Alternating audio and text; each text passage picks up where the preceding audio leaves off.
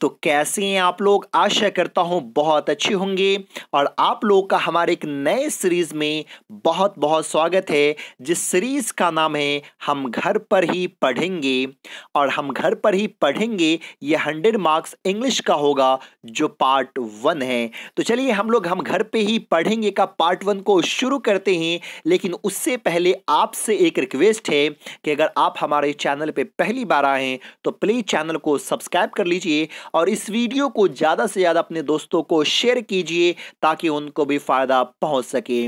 और जैसा कि आप सबको मालूम होनी चाहिए कि हम घर पर ही पढ़ेंगे का टारगेट क्या है। हम घर पर ही पढ़ेंगे का टारगेट ये है कि आप घर पे ही रह करके सभी सब्जेक्ट की तैयारी बड़ी अच्छे से बड़ी अच्छे ढंग से आप कर सकते हैं। इसीलिए हमारे चैनल को अवश्य सब्सक्राइब कर लीजिए ताकि घर बैठे बैठे, चाहे वो इंग्लिश हो, चाहे वो हिंदी हो, चाहे वो हिस्ट्री हो, चाहे वो उर्दू या मैथिली या ज्योग्राफी हो या पॉलिटिकल साइंस हो, सभी की तैयारी आप घर पे ही बड़ी अच्छे से कर सकते हैं। तो चलिए पार्ट 1 को हम लोग शुरू करते हैं और समझते हैं पार्ट 1 को। और ये पार्ट 1 जो होगा, इसमें आज हम लोग 100 मार्क्स इंग्लिश के सिलेबस को जानेंगे, समझेंगे, सीखेंगे।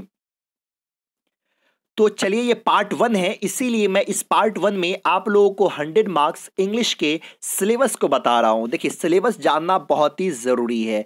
अगर आपको सिलेबस मालूम नहीं है तो आगे बहुत दिक्कतों का सामना करना पड़ सकता है।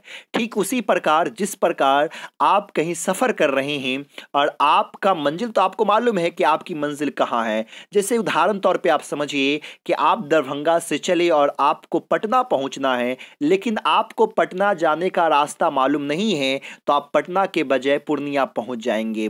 इसीलिए रास्ता मालूम बहुत ही जरूरी है। तो आपको तो ये मंजिल मालूम है कि आपको 100 मार्क्स इंग्लिश का एग्जाम देना है, लेकिन इसका रास्ता क्या है, क्वेश्चन कैसे आएगा, किस प्रकार क्वेश्चन रहेगा, इसको जानना बहुत ही जरूरी है। तो चलिए हम लोग सिलेबस को जान लेते हैं, समझ लेते हैं, सीख लेते हैं।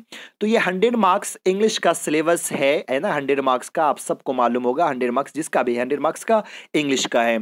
अब चलिए आप सबको मालूम होनी चाहिए कि अब दो सेक्शन में जो क्वेश्चन जो पूछा जाता है, मैं सेक्शन ए में रखा हूं सब्जेक्टिव जो 50 नंबर का रहेगा, और ऑब्जेक्टिव ये भी कितने नंबर का रहेगा, 50 नंबर का। मतलब कि 50 नंबर सब्जेक्टिव और 50 नंबर ऑब्जेक्टिव जैसा आप लोग को पूछा जाएगा। चलिए अब हम लोग समझ लेते हैं कि 50 नंबर जो सब्जेक्टिव में पूछा जाएगा उसमें क्वेश्चन कहां से रहेगा और किस तरह का क्वेश्चन रहेगा। तो बात याद रखिएगा, ये जो 50 नंबर सब्जेक्टिव है इसको मैं दो भागों में बांटा हूं, पहला बुक और दूसरा एडवांस्ड राइटिंग, है ना। बुक और एडवांस्ड राइटिंग।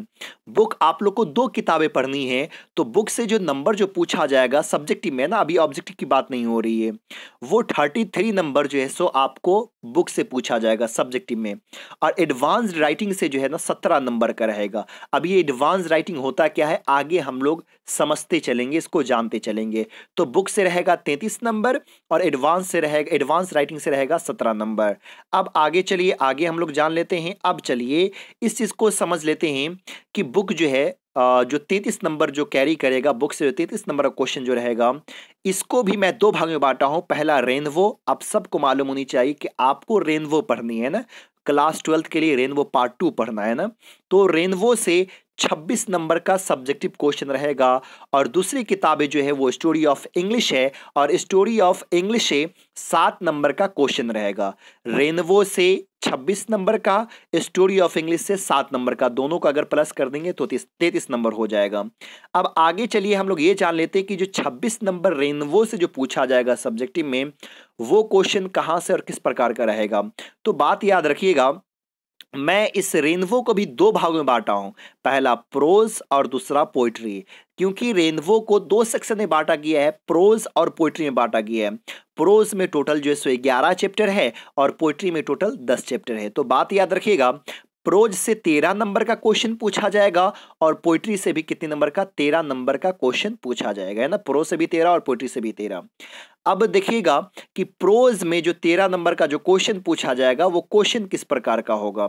तो आपको बात याद रखना है कि प्रोज में जो सबसे पहला रहेगा वो लॉन्ग आंसर रहेगा, जो 5 नंबर का रहेगा। यहाँ पे ऑप्शन आपको बहुत ज्यादा मिलेगा, 3 ऑप्शन मिलेगा और लिखना है एक को, है कि नहीं। तो यहाँ पे लॉन्ग आंसर में प्रोज सेक्शन से समरी ही रहेगा, है ना, समरी, प्रोज सेक्शन से समरी ही रहेगा। तो यहाँ पे 5 नंबर का लॉन्ग आंसर क्वेश्चन रहेगा। उसके बाद 4 नंबर का लाइन एक्सप्लेनेशन रहेगा। अब जैसे इंडियन सिविलाइजेशन एंड कल्चर आपका पहला चैप्टर है, तो इस चैप्टर से कोई 2-3 लाइन निकाल करके दे देगा और आपको कहा जाएगा इसको एक्सप्लेन करने के लिए। अब आपको बताना है कि ये लाइन किस चैप्टर से लिया गया हुआ, उसके बाद एक्सप्लेन करना है। 4 नंबर का ये रहेगा। यहाँ पे आपको 4 ऑप्शन मिलेगा और 4 में से किसी एक को लिखना है, एक को डिफाइन करना है। तो आप ये समझ गए कि जो 13 नंबर रहेगा, 5 नंबर का लॉन्ग आंसर क्वेश्चन रहेगा, 4 नंबर का लाइन एक्सप्लेनेशन रहेगा, इसमें आपको 4 ऑप्शन मिलेगा, और तीसरा जो है वो शॉर्ट आंसर रहेगा, है ना। 2 नंबर का शॉर्ट आंसर रहेगा और 2 का जवाब देना है, मतलब कि 4 नंबर, है ना। टोटल हो गया 4 नंबर का शॉर्ट आंसर रहेगा। एक शॉर्ट क्वेश्चन जो है वो आपको 2 नंबर का रहेगा और आपको 2 का जवाब देना है, और इसलिए 4 नंबर का हो जाएगा। ऑप्शन यहाँ पे आपको बहुत ज्यादा मिलेगा, 4 ऑप्शन मिलेगा, 4 में से 2 को लिखना है। तो ये आप समझ गए कि प्रोज से जो है ना सो लॉन्ग आंसर रहेगा, लाइन एक्सप्लेनेशन रहेगा और शॉर्ट रहेगा। ये बात याद रखना है आप लोग को। उसके बाद चलिए पोएट्री सेक्शन से भी सेम यही चीजें है ना, पोएट्री से भी सेम यही चीजें हैं। लॉन्ग आंसर पूछा जाएगा। लॉन्ग आंसर इसमें क्या रह सकता है, तो इसमें लाइन एक्सप्लेनेशन रह सकता है, और सॉरी लाइन एक्सप्लेनेशन नहीं, समरी, और समरी के बाद मैच द फॉलोइंग पोएट के नाम का। जैसे sweetest love I do not go है, तो किसने लिखा, इसका मैच कीजिए। सॉन्ग ऑफ माई सेल्फ किसने लिखा, मैच कीजिए, है कि नहीं। ये मैकेविटी द मिस्टिक कैट किसने लिखा, मैच कीजिए। तो मैच द फॉलोइंग रहेगा। तो लॉन्ग आंसर क्वेश्चन इसमें भी रहेगा।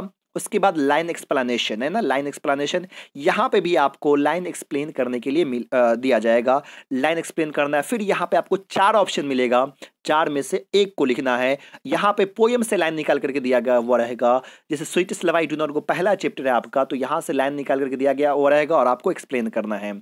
और उसके बाद शॉर्ट आंसर रहेगा। शॉर्ट आंसर यहाँ पे भी आपको 2 का जवाब देना है, 2 का जवाब देना है, जो 2 नंबर कैरी करेगा, और 2 इंटू 2 हो जाएगा 4, मतलब कि 4 नंबर का यहाँ पे भी रहेगा। तो प्रोज और पोइट्री से देखिए, अब रास्ता भटकिएगा नहीं, है ना। प्रोज और पोइट्री से सिर्फ 3 चीजों की आप लोग को तैयारी करनी है। समरी की तैयारी करनी है, लाइन एक्सप्लेनेशन की तैयारी करनी और शॉर्ट आंसर क्वेश्चन की तैयारी करनी। इसके अलावा कुछ की भी तैयारी नहीं करनी है। समरी की, लॉन्ग आंसर में समरी रहेगा, समरी की तैयारी करनी है, लाइन एक्सप्लेनेशन की तैयारी करनी है और शॉर्ट आंसर की तैयारी करनी है। टोटल आपको इस दोनों से 26 नंबर होगा। चलिए उसके बाद हम लोग ये जान लेते हैं कि स्टोरी ऑफ इंग्लिश, जिससे 7 नंबर क्वेश्चन पूछा जाएगा, इसमें क्वेश्चन कहां से और किस प्रकार का रहेगा। तो बात याद रखिएगा, स्टोरी ऑफ इंग्लिश से 7 नंबर का क्वेश्चन पूछा जाएगा। 5 नंबर का लॉन्ग आंसर रहेगा। यहां पर भी आपको 2 से 3 ऑप्शन मिलेगा, एक का लिखना है। और आप ये देखेंगे लॉन्ग आंसर जो पूछा जाता है ना, वो एक ही में पूछा जाता है ना लॉन्ग आंसर, उसमें से आपको जितना भी ऑप्शन देना है उस जवाब दीजिए। पोएट्री या प्रोज या स्टोरी ऑफ इंग्लिश का अलग नहीं रहता, बल्कि सबका लॉन्ग आंसर एक ही में रहता है। तो 3-3 रहता है सबसे, तो इसलिए मैं यहाँ पे 3 बोल रहा हूँ कि 3 रहेगा, एक का जवाब देना है। आप उसमें से किसी का भी जवाब देते, 3 स्टोरी ऑफ इंग्लिश का ही जवाब दे सकते हैं अगर आपको मालूम है तो। ये चीज़ें यहाँ पे है। तो लॉन्ग आंसर क्वेश्चन 5 नंबर का रहेगा और शॉर्ट आंसर क्वेश्चन 2 नंबर का, एक ही यहाँ पे रहेगा स्टोरी ऑफ इंग्लिश से, जो 7 नंबर आपको कैरी करेगा। यहाँ पे भी आपको ऑप्शन मिल जाएगा, 2 से 3 ऑप्शन मिल जाएगा, जवाब देना है एक का। चलिए उसके बाद आगे हम लोग बढ़ते हैं एडवांस राइटिंग की तरफ। बुक का आप लोग देख लिए कि बुक से 33 नंबर का पूछा जाएगा, कहाँ कहाँ से, रेनबो से 26 नंबर का और स्टोरी ऑफ इंग्लिश से 7 नंबर का। अब एडवांस राइटिंग क्या होता है, तो बात याद रखिएगा, एडवांस राइटिंग में 3 तरह का क्वेश्चन रहेगा। सबसे पहला एस्से रहेगा, दूसरा लेटर राइटिंग रहेगा और तीसरा प्रिसाइज रहेगा, प्रिसाइज या पैसेज। अब बात याद रखिएगा, एस्से है कि नहीं, इससे जो है ना सो आपको 8 नंबर कैरी करेगा। ये इससे 8 नंबर का पूछा जाएगा। यहाँ पे 5 ऑप्शन आपको मिलता है, 5 में से किस एक को डिफाइन करना है, तो ये आपको 8 नंबर का रहेगा। उसके बाद इससे के बाद जो है वो आपको लेटर राइटिंग है ना, लेटर राइटिंग आपको 5 नंबर का पूछा जाएगा। यहाँ पे भी आपको 2 ऑप्शन रहेगा, 2 में से किसी एक को जैसो लिखना है। उसके बाद आपको जैसो प्रिसाइज और पैसेज, ये दोनों रहेगा, दोनों में से किसी एक को डिफाइन करना है। प्रिसाइज भी रहेगा और पैसेज भी रहेगा।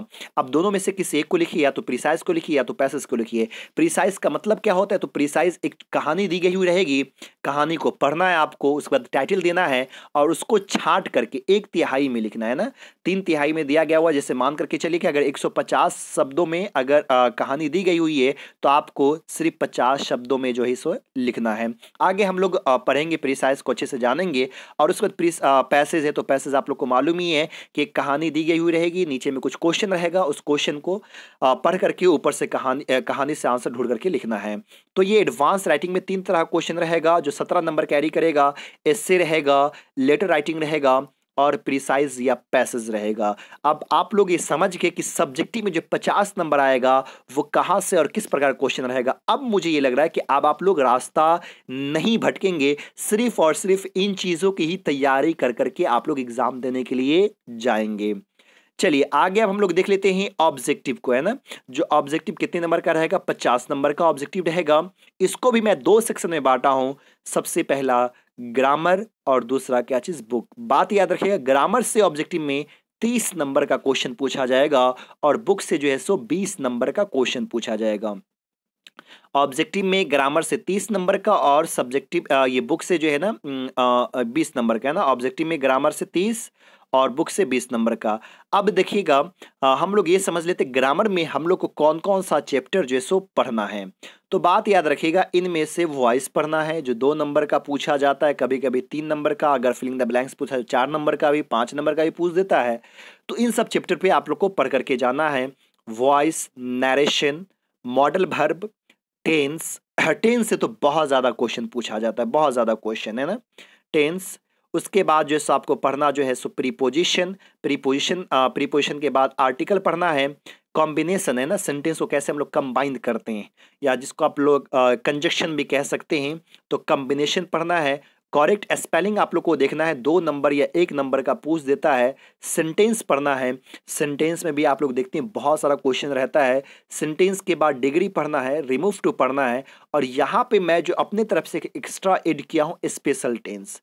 अब यहाँ पे स्पेशल टेंस क्या है, तो यहाँ पे मैं आप लोग को जब पढ़ाऊंगा तो फिर बताऊंगा, क्योंकि स्पेशल टेंस से बहुत सारा क्वेश्चन रहेगा। ये टेंस का ही एक पार्ट कह सकते हैं, लेकिन इसमें मैं बहुत सारे चैप्टर को ऐड किया हूँ। जिरंड हो गया, इम्फैटिक हो गया, क्वेश्चन टैग हो गया, है कि नहीं, कंडीशनल सेंटेंसेस हो गया। तो इन सबको मैं फॉर्मूला में तैयार कर दिया हूँ, जो एग्जाम में जो पूछा जाता है इससे 10-12 नंबर का क्वेश्चन रहता है, तो आप स्पेशल टेंस से कवर कर सकते हैं। तो ये आपको ग्रामर में इतनी चीज़ें जो है ना सो पढ़नी है। उसके बाद बुक से 20 नंबर का आपको रहेगा, तो बुक को जो चैप्टर बाय चैप्टर पढ़ेंगे वो आपको कवर करेगा। और ये कोई फिक्स नहीं है कि प्रोज से कितना नंबर ऑब्जेक्टिव में पूछा जाएगा, पोएट्री से कितना पूछा जाएगा, स्टोरी ऑफ इंग्लिश से कितना पूछा जाएगा, है कि नहीं। तो आप जैसे जैसे बुक को पढ़ेंगे तो आपका ये कवर जैसो हो जाएगा 20 नंबर जो है। तो ये आपको जैसो पूरा जो है सिलेबस था 100 मार्क्स इंग्लिश का, और इतनी चीज़ का तैयारी कर करके आपको बोर्ड एग्ज़ाम देने के लिए जाना है।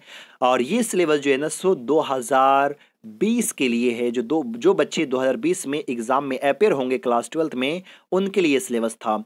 दोस्तों मैं उम्मीद करता हूँ ये वीडियो आपको बहुत ही पसंद आया होगा। अगर वीडियो अच्छा लग गया हो तो लाइक करना मत भूलिएगा और अपने दोस्तों को भी शेयर कीजिए, ताकि उनको भी पता चल सके कि उनका सिलेबस क्या है और उनको किस किस चीज़ की तैयारी करनी है।